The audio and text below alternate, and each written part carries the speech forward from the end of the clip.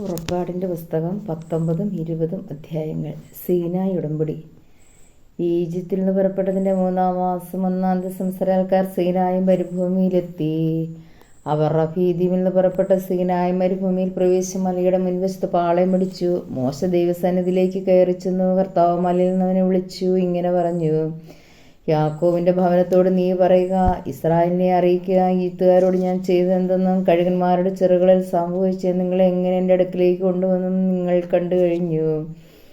അതുകൊണ്ട് നിങ്ങൾ എൻ്റെ വാക്ക് കേൾക്കുകയും എൻ്റെ ഉടമ്പടി പാലിക്കുകയും ചെയ്താൽ നിങ്ങളെല്ലാ ജനങ്ങളിലും വെച്ച് എനിക്ക് ഏറ്റവും പ്രിയപ്പെട്ട എൻ്റെ സ്വന്തം ജനമായിരിക്കും. കാരണം ഭൂമി മുഴുവൻ എൻ്റേതാണ്. നിങ്ങൾ എനിക്ക് പുരോഹിത രാജ്യവും വിശുദ്ധ ജനവുമായിരിക്കും.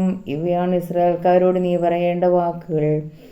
മോശ ചെന്ന് ജനത്തിലെ ശ്രേഷ്ഠന്മാരെ വിളിച്ച് കർത്താവ് കൽപ്പിച്ച കാര്യങ്ങളെല്ലാം അവരെ അറിയിച്ചു. ജനം ഏകസ്വരത്തിൽ പറഞ്ഞു: കർത്താവ് കൽപ്പിച്ചതെല്ലാം ഞങ്ങൾ ചെയ്തു കൊള്ളാം. ജനത്തിൻ്റെ മറുപടി മോശ കർത്താവിനെ അറിയിച്ചു. കർത്താവ് മോശയോട് പറഞ്ഞു: ഞാൻ നിന്നോട് സംസാരിക്കുമ്പോൾ ജനം കേൾക്കുന്നതിനും അവർ നിന്നെ എപ്പോഴും വിശ്വസിക്കുന്നതിനു വേണ്ടി ഇതാ ഞാൻ ഒരു കനത്ത മേഘത്തിൽ നിന്റെ അടുക്കിലേക്ക് വരുന്നു. മോശ ജനത്തിൻ്റെ വാക്കുകൾ കർത്താവിനെ അറിയിച്ചു. അപ്പോൾ കർത്താവ് മോശയോട് പറഞ്ഞു: നീ ജനത്തിൻ്റെ അടുത്തേക്ക് പോയി ഇന്ന് നാളെയും അവരെ ശുദ്ധീകരിക്കുക. അവർ തങ്ങളുടെ വസ്ത്രങ്ങൾ അലക്കട്ടെ. 3-ാം ദിവസം അവർ തയ്യാറായിരിക്കണം. എന്തെന്നാൽ 3-ാം ദിവസം ജനം മുഴുവൻ കാണുകെ കർത്താവ് സീനായി മലയിൽ ഇറങ്ങി വരും. മലയ്ക്ക് ചുറ്റും ജനങ്ങൾക്ക് അതിർത്തി കൽപ്പിച്ചുകൊണ്ട് പറയണം: മലയിൽ കയറുകയോ അതിൻ്റെ അതിരിൽ തൊടുകയോ ചെയ്യാതിരിക്കാൻ ശ്രദ്ധിച്ചു കൊള്ളുവേൻ. മലയിൽ തൊടുന്നവൻ വധിക്കപ്പെടും. അവനെ ആരും സ്പർശിക്കരുത്.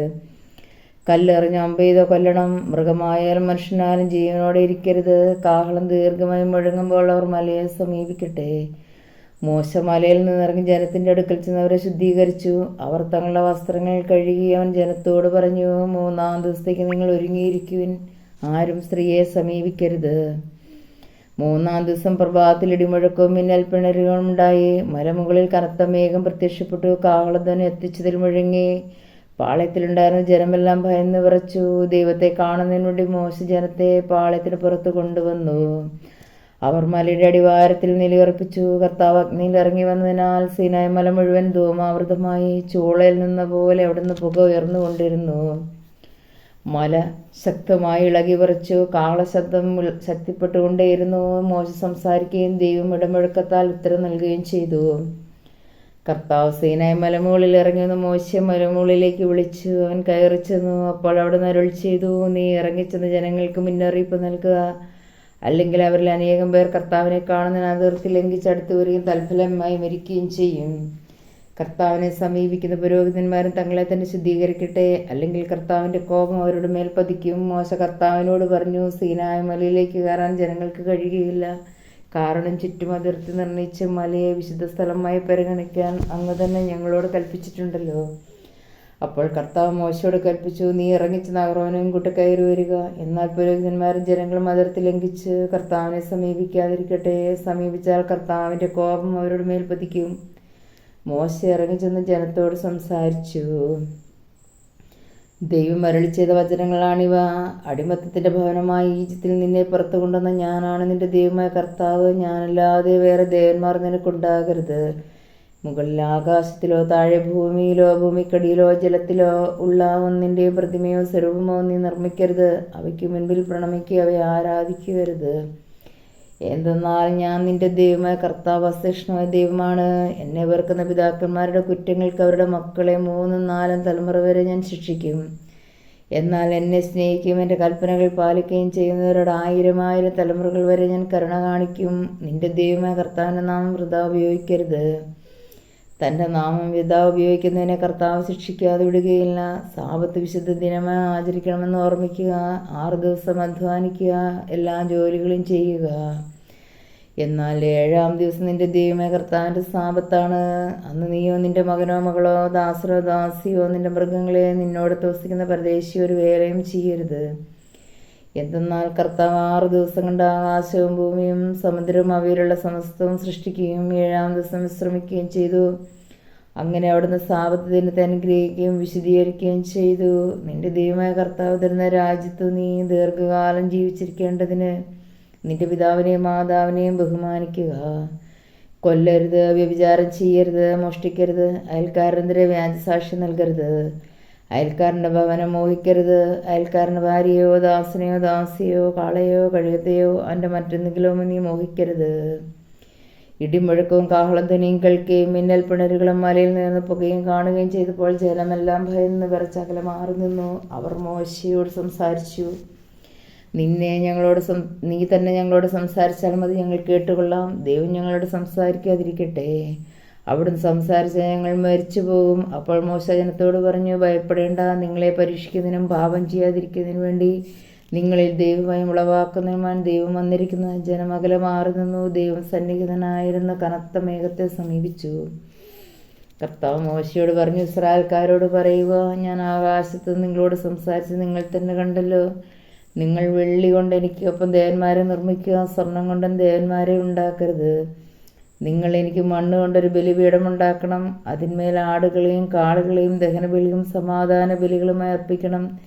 എൻ്റെ നാമം അനുസ്മരിക്കാൻ ഞാൻ ഇടവരുത്തുന്നിടത്തെല്ലാം ഞാൻ നിങ്ങളുടെ അടുക്കിലേക്ക് വന്ന് നിങ്ങളെ അനുഗ്രഹിക്കും. കല്ലുകൊണ്ടുള്ള ബലിപീഠമാണ് എനിക്കായി ഉണ്ടാക്കുന്നതെങ്കിൽ കൊത്തിയ കല്ലുകൊണ്ടത് പണിയരുത്. കാരണം പണിയായതും സ്പർശിച്ചാൽ അത് അശുദ്ധമാകും.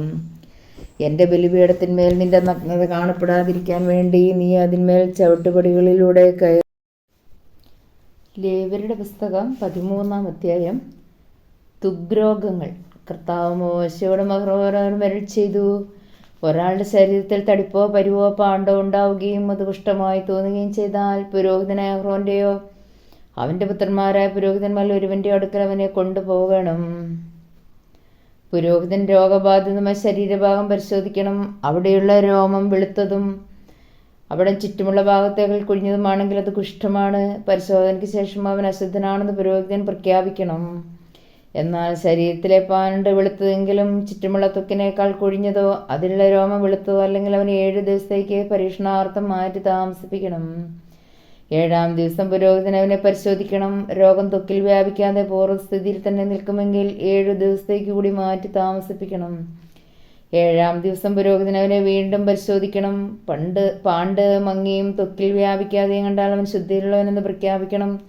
അത് വെറുമൊരു പരുവാണ്. അവൻ നിന്റെ വസ്ത്രങ്ങൾ കഴുകണം, അപ്പോൾ ശുദ്ധിയുള്ളവനാകും. പുരോഹിത സാക്ഷ്യത്തിന് ശേഷം പരിശരീരത്തിൽ വ്യാപിക്കുന്നെങ്കിൽ അവൻ പുരോഹിതന്റെ അടുക്കൽ വീണ്ടും പോകണം. പരിശോധനയിൽ പരിശരീരത്തിൽ വ്യാപിച്ചതായി കണ്ടാൽ അവൻ അശുദ്ധനെന്ന് പ്രഖ്യാപിക്കണം. അത് കുഷ്ഠമാണ്. കുഷ്ഠം ബാധിക്കുന്നതിന് പുരോഹിതന്റെ അടുക്കൽ കൊണ്ടുപോകണം. പുരോഹിതൻ അവനെ പരിശോധിക്കണം. ശരീരത്തിലെ തടിപ്പും ആ ഭാഗത്തെ രോമവും വെളുത്തിരിക്കുകയും അതിൽ ചലം നിറഞ്ഞിരിക്കുകയും ചെയ്താൽ അത് പഴകിയ കുഷ്ഠമാണ്. അവൻ അശുദ്ധനെന്ന് പ്രഖ്യാപിക്കണം. അവനെ പരീക്ഷണാർത്ഥം മാറ്റി താമസിപ്പിക്കേണ്ടതില്ല. തല മുതൽ കാലുവരെ കാണാവുന്ന ഭാഗത്തെല്ലാം കുഷ്ഠം വ്യാപിച്ചിട്ടുണ്ടെങ്കിൽ പുരോഹിതൻ അവനെ പരിശോധിക്കട്ടെ. കുഷ്ഠം അവൻ്റെ ശരീരത്തിൽ എല്ലായിടും വ്യാപിച്ചിരിക്കുന്നെങ്കിൽ അവൻ ശുദ്ധിയുള്ളവനാണ് എന്ന് പ്രഖ്യാപിക്കണം. ദേഹമാസകലം വെളുത്തിരിക്കുന്നതിനാൽ അവൻ ശുദ്ധിയുള്ളവനാണ്. എന്നാൽ പരുപൊട്ടി വലിക്കാൻ തുടങ്ങുമ്പോൾ അവൻ അശുദ്ധനായിരിക്കും. പുരോഹിതൻ അവനെ വീണ്ടും പരിശോധിക്കണം. വ്രണം കാണപ്പെടുന്നെങ്കിൽ അവനെ അശുദ്ധനെന്ന് പ്രഖ്യാപിക്കണം. പഴുത്തുപൊട്ടിയ വ്രണം കുഷ്ഠരോഗത്തിന് തെളിവാണ്. അവൻ അശുദ്ധൻ തന്നെ. വ്രണം ഉണങ്ങുകയും അവിടുത്തെ തൊലി വെളുത്ത നിറമുള്ളതാകുകയും ചെയ്താൽ അവൻ വീണ്ടും പുരോഹിതനെ സമീപിക്കണം. പരിശോധനയിൽ വ്രണം ഉണങ്ങി തൊലി വെളുത്ത നിറം പ്രാപിച്ചിട്ടുണ്ടെങ്കിൽ അവനെ ശുദ്ധനെന്ന് പ്രഖ്യാപിക്കണം. അവൻ ശുദ്ധിയുള്ളവനാണ്. വ്രണം ഉണങ്ങിയതിന് ശേഷം തൽസ്ഥാനത്ത് വെളുത്ത തടിപ്പോ ചുമപ്പും വെളുപ്പും ചേർന്ന പാണ്ടോ ഉണ്ടായാൽ അത് പുരോഹിതനെ കാണിക്കണം. പരിശോധനയിൽ അവിടെ ചുറ്റുമുള്ള ത്വക്കിനേക്കാൾ കുഴിഞ്ഞും ആ ഭാഗത്തെ രോമം വെളുത്തു വരുന്നാൽ പുരോഹിതൻ അവൻ അശുദ്ധനെന്ന് പ്രഖ്യാപിക്കണം. അത് ആ വ്രണത്തിൽ നിന്നുണ്ടായ കുഷ്ഠരോഗമാണ്.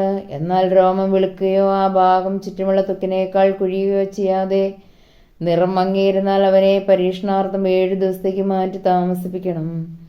പാണ്ട ശരീരത്തിൽ വ്യാപിച്ചിട്ടുണ്ടെങ്കിൽ പുരോഹിതൻ അവനെ അശുദ്ധനെന്ന് പ്രഖ്യാപിക്കണം. അവൻ രോഗബാധിതനാണ്. എന്നാൽ ശരീരത്തിൽ വ്യാപിക്കാതെ പൂർവ്വസ്ഥിതിയിൽ തുടരുന്നെങ്കിൽ അത് വ്രണത്തിന്റെ പാട് മാത്രമാണ്. പുരോഹിതൻ അവനെ ശുദ്ധനെന്ന് പ്രഖ്യാപിക്കണം. ശരീരത്തിൽ പൊള്ളലേൽക്കുകയും ആ ഭാഗത്തെ മാംസം വെളുത്തോ അരണ്ടി ചുമന്നോ ഇരിക്കുകയും ചെയ്താൽ പുരോഹിതൻ അത് പരിശോധിക്കണം. ആ ഭാഗത്തെ രോമം വെളുത്തും അവിടെ ചുറ്റുമുള്ള ത്വക്കിനേക്കാൾ കുഴിഞ്ഞതുമാണെങ്കിൽ അത് പൊള്ളലിൽ നിന്നുണ്ടായ കുഷ്ഠമാണ്. അവനെ അശുദ്ധനായി പ്രഖ്യാപിക്കണം. അത് കുഷ്ഠം തന്നെ. എന്നാൽ രോമം വെളുക്കുകയോ അവിടെ ചുറ്റുമുള്ള ത്വക്കിനേക്കാൾ കുഴിയോ ചെയ്യാതെ നിറം മങ്ങിയിരുന്നാൽ പുരോഹിതൻ അവനെ 7 ദിവസത്തേക്ക് പരീക്ഷണാർത്ഥം മാറ്റി താമസിപ്പിക്കണം.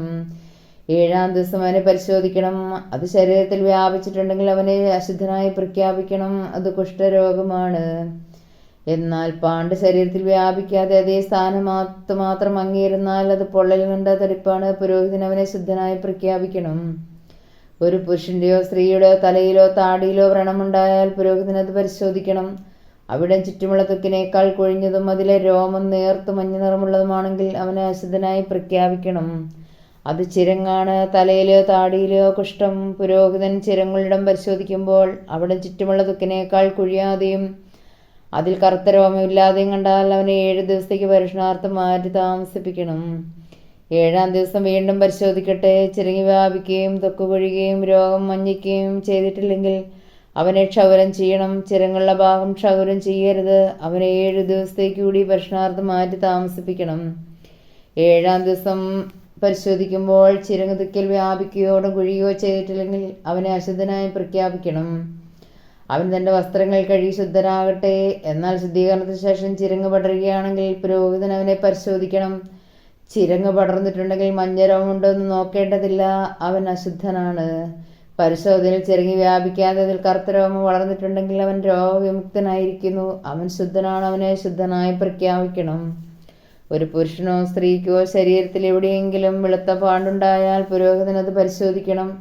പാണ്ടിന് മങ്ങിയ വെള്ള നിറമാണെങ്കിൽ ത്വക്കിലുണ്ടാകുന്ന ചുണങ്ങാണ്. അവൻ ശുദ്ധിയുള്ളവനാണ്. തലയിൽ നിന്ന് മുടി കൊഴിഞ്ഞു പോയിട്ടുള്ളവൻ കഷണ്ടിയാണ്, പക്ഷെ അവൻ ശുദ്ധനാണ്. തലയുടെ മുൻഭാഗത്തു നിന്ന് മുടി കൊഴിഞ്ഞു പോയിട്ടുള്ളവൻ നെറ്റിക്കഷണ്ടിയാണ്, അവൻ ശുദ്ധനാണ്. എന്നാൽ തലയിൽ കഷണ്ടിയുള്ള ഭാഗത്ത് ചുവപ്പ് കലർന്ന വെളുത്ത പാണ്ടുണ്ടെങ്കിൽ അത് കഷ്ണത്തലയിലുണ്ടാകുന്ന കുഷ്ഠമാണ്. പുരോഹിതൻ അവനെ പരിശോധിക്കണം. തടുപ്പ് ശരീരത്തിൽ കാണുന്നത് പോലെ ചുവപ്പ് കലർന്ന വെള്ള നിറമുള്ളതാണെങ്കിൽ അവൻ കുഷ്ഠരോഗിയും അശുദ്ധനുമാണ്. അവനെ അശുദ്ധനെന്ന് പ്രഖ്യാപിക്കണം. കുഷ്ഠമുള്ളൻ കീറിയ വസ്ത്രം ധരിക്കുകയും മുടി ചികാതിരിക്കുകയും മേൽച്ചുണ്ട് തുണി കൊണ്ട് മറയ്ക്കുകയും അശുദ്ധൻ എന്ന് വിളിച്ചു പറയുകയും വേണം. രോഗമുള്ള കാലമെല്ലാം അവൻ അശുദ്ധനാണ്. അവൻ പാളയത്തിന് വെളിയിൽ ഒരു പാർപ്പിടത്തിൽ ഏകനായി വസിക്കണം. കമ്പിളി വസ്ത്രത്തിലോ ചണവസ്ത്രത്തിലോ അവയുടെ ഊടിലോ പാവിലോ തുകലിലോ തുകൽ വസ്തുക്കളിലോ പച്ചയോ ചുവപ്പായ കരിമ്പനുണ്ടെങ്കിൽ അത് വ്യാപിക്കുന്ന തരമാണ്. അത് പുരോഹിതനെ കാണിക്കണം. അവനത് പരിശോധനയ്ക്ക് ശേഷം 7 ദിവസത്തേക്ക് പരീക്ഷണാർത്ഥം അടച്ചു സൂക്ഷിക്കണം. 7-ാം ദിവസം അത് വീണ്ടും പരിശോധിക്കണം. കരിമ്പൻ വസ്ത്രത്തിൽ പടർന്നിട്ടുണ്ടെങ്കിൽ ഊടിലോ പാവിലോ തുകലിലോ തുകൽക്കട്ട കൊണ്ടുണ്ടാക്കിയ വസ്തുക്കളിലോ ആകട്ടെ അത് അശുദ്ധമാണ്. അത് കത്തിച്ചു കളയണം. അത് കമ്പിളിയുടെയോ ചണത്തിൻ്റെയോ ഊടിലോ പാവിലോ തുകൽ കൊണ്ടുണ്ടാക്കിയ ഏതെങ്കിലും വസ്തുവിലോ ആകട്ടെ അത് പടരുന്ന കരിമ്പനാണ്. അത് അഗ്നിയിൽ ദഹിപ്പിക്കണം. പുരോഹിതൻ പരിശോധിക്കുമ്പോൾ വസ്ത്രത്തിന്റെ ഊടിലോ പാവിലോ തുകൽ കൊണ്ടുണ്ടാക്കിയവയിലോ കരിമ്പൻ വ്യാപിച്ചിട്ടെങ്കിൽ അത് കഴുകിയെടുക്കാൻ കൽപ്പിക്കണം. അത് പരീക്ഷണാർത്ഥം 7 ദിവസത്തേക്ക് അടച്ചു സൂക്ഷിക്കണം. കഴിയുന്നതിന് ശേഷം പുരോഹിതൻ അത് പരിശോധിക്കണം. പാട് കണ്ടിടത്ത് നിറഭേദം സംഭവിച്ചിട്ടില്ലെങ്കിൽ കരിമ്പൻ വ്യാപിച്ചിട്ടില്ലെങ്കിൽ പോലും അത് അശുദ്ധമാണ്. കരിമ്പൻ വസ്ത്രത്തിന്റെ അകത്തോ പുറത്തോ ആകട്ടെ അത് അഗ്നിയിൽ ദഹിപ്പിക്കണം. എന്നാൽ കഴുകിയതിനു ശേഷമുള്ള പരിശോധനയിൽ നിറം മങ്ങിയിരിക്കുന്നതായി കണ്ടാൽ തുകലിന്റെയോ വസ്ത്രത്തിന്റെയോ ഊടിന്റെയോ പാവിന്റെയോ പ്രസ്തഭാവം കീറിക്കളയണം. വസ്ത്രത്തിന്റെ ഊടിലോ പാവിലോ തുകൽ വസ്തുക്കളിലോ അത് പിന്നെയും കാണുന്നെങ്കിൽ പാട് പടരുകയാണ്. ആ വസ്തു ദഹിപ്പിച്ച് കളയണം. എന്നാൽ കഴുകിയതിനു ശേഷം വസ്ത്രത്തിന്റെ ഊടിൽ നിന്നോ പാവിൽ നിന്നോ തുകൽ കൊണ്ടുണ്ടാക്കിയ വസ്തുവിൽ നിന്നോ അടയാളം അപ്രത്യക്ഷമാകുന്നെങ്കിൽ വീണ്ടും കഴുകണം. അപ്പോൾ അത് ശുദ്ധമാകും. ഇതാണ് കമ്പിളി വസ്ത്രത്തിൻ്റെയോ ചണവസ്ത്രത്തിൻ്റെ ഊടിലോ പാവിലോ തുകൽ വസ്തുക്കളിലോ കരിമ്പനുണ്ടായാൽ അത് ശുദ്ധമോ അശുദ്ധമോ എന്ന് നിർണയിക്കുന്നതിനുള്ള നിയമം. സങ്കീർത്തനങ്ങൾ 74-ാം അധ്യായം. ദേവാലയത്തിൻ്റെ നാശത്തെക്കുറിച്ച് വിലാപം. ദൈവമേ, ഞങ്ങളെ എന്നേക്കുമായി തള്ളിക്കളഞ്ഞത് എന്തുകൊണ്ട്? അങ്ങയുടെ മേച്ചിൽപ്പുറത്തെ ആടുകളുടെ നേരെ അങ്ങയുടെ കോപം ജ്വലിക്കുന്നത് എന്തുകൊണ്ട്? അങ്ങ് പണ്ടേ തിരഞ്ഞെടുത്ത ജനത്തെ, അങ്ങ് വീണ്ടെടുത്ത അവകാശമാക്കിയ ഗോത്രത്തെ ഓർക്കണമേ. അവിടെ വസിച്ചിരുന്ന സീയോൻ മലയെ സ്മരിക്കണമേ. അന്തമറ്റ നഷ്ടാവശിഷ്ടങ്ങളിലേക്ക് അങ്ങ് പാദങ്ങൾ തിരിക്കണമേ. ദേവാലയത്തിലുള്ളതെല്ലാം ശത്രു നശിപ്പിച്ചിരിക്കുന്നു. അങ്ങയുടെ വൈരികൾ അങ്ങയുടെ വിശുദ്ധ സ്ഥലത്തിന്റെ നടുവിൽ അലറി. അവിടെ അവർ തങ്ങളുടെ വിജയക്കൊടി നാട്ടി. മരം വെട്ടുകാർ മരം മുറിക്കുന്നത് പോലെ അവർ ദേവാലയത്തിന്റെ കവാടത്തിലേക്ക് കടഞ്ഞെടുത്ത ആഴികൾ മഴുകൊണ്ടും കൂടം കൊണ്ടും തകർത്തു. അങ്ങയുടെ ആലയത്തിന് അവർ തീവച്ചു. അങ്ങയുടെ നാമം വസിക്കുന്ന ശ്രീകോവിൽ അവർ ഇടിച്ചു നിരത്തി അശുദ്ധമാക്കി. അവരെ നമുക്ക് കീഴടക്കാമെന്ന് അവർ തങ്ങളോട് തന്നെ പറഞ്ഞു. ദേശത്തെ ആരാധനാ കേന്ദ്രങ്ങളെല്ലാം അവർ അഗ്നിക്കിരയാക്കി. ഞങ്ങൾക്കൊരടയാളവും ലഭിക്കുന്നില്ല, ഒരു പ്രവാചകനും ശേഷിച്ചിട്ടില്ല. ഇത് എത്ര കാലത്തേക്കെന്ന് അറിയുന്നവരാരും ഞങ്ങളുടെ ഇടയിലില്ല. ദൈവമേ, ശത്രുക്കൾ എത്ര നാൾ അങ്ങേ കേളിക്കും? വൈരികൾ അങ്ങയുടെ നാമത്തെ എന്നേക്കും നിന്ദിക്കുമോ? അങ്ങയുടെ കരം എന്തുകൊണ്ട് അങ്ങ് പിൻവലിക്കുന്നു? അങ്ങയുടെ വലത്തുകൈ എന്തുകൊണ്ട് അടക്കി വച്ചിരിക്കുന്നു? എങ്കിലും ദൈവമേ, ആദ്യം മുതലേ അങ്ങന്റെ രാജാവാണ്. ഭൂമിയിലെങ്ങും അവിടുന്ന് രക്ഷപ്രദാനം ചെയ്യുന്നു. ശക്തിയാലങ്ങ് കടലിനെ വിഭജിച്ചു. സമുദ്രത്തിലെ ഭീകര സത്വങ്ങളുടെ തല പിളർന്നു. ലവ്യാതന തലകൾ അവിടുന്ന് തകർത്തു. അതിനെ മരുഭൂമിയിലെ ജന്തുക്കൾക്ക് ആഹാരമായി കൊടുത്തു. അങ്ങ് ഉറവുകളും നീർച്ചാലുകളും തുറന്നു വിട്ടു. എന്നും ഒഴുകിക്കൊണ്ടിരുന്ന നദികളെ അങ്ങ് വറ്റിച്ചു. പകൽ അങ്ങയുടേതാണ്, രാത്രിയും അങ്ങയുടേത് തന്നെ.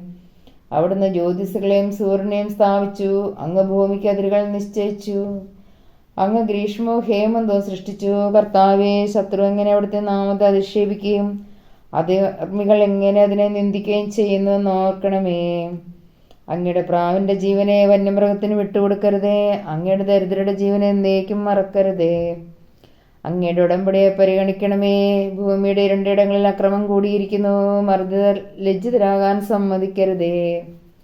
ദരിദ്രർ മഗ്ദികളും അങ്ങയുടെ നാമം പ്രകീർത്തിക്കട്ടെ. ദൈവമേ, ഉണർന്ന് അങ്ങയുടെ ന്യായം വാദിച്ചുറപ്പിക്കണമേ. ദുഷ്ടർ എങ്ങനെ അങ്ങേ നിരന്തരം അധിക്ഷേപിക്കുന്നുവെന്ന് ഓർക്കണമേ. അങ്ങയുടെ ശത്രുക്കളിലെ ആരും അങ്ങയുടെ വൈരികളുടെ തുടർച്ചയായ അട്ടഹാസം മറക്കരുതേ.